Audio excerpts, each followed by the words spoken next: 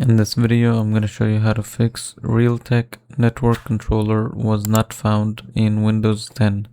First, go to Device Manager. And then here, under Network Adapters, if you can't see Realtek, then go to Action, and then Add Legacy Hardware, and then Next, and then Install, then Next, and then go down here and go select the network adapters. So it should be here. Let's see. Network adapters, and then next.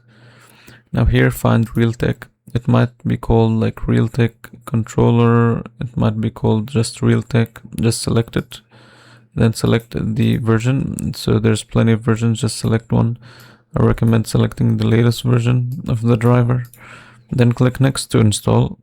After clicking next, it will automatically install and you will have to restart your computer, and this should fix the error.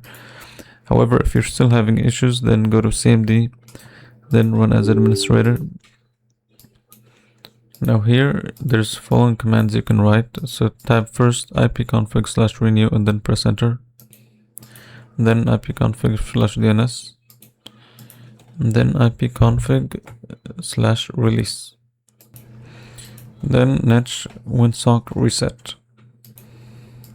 Then netsh int ip reset. And once you do this, you can just restart the PC and this should fix the error.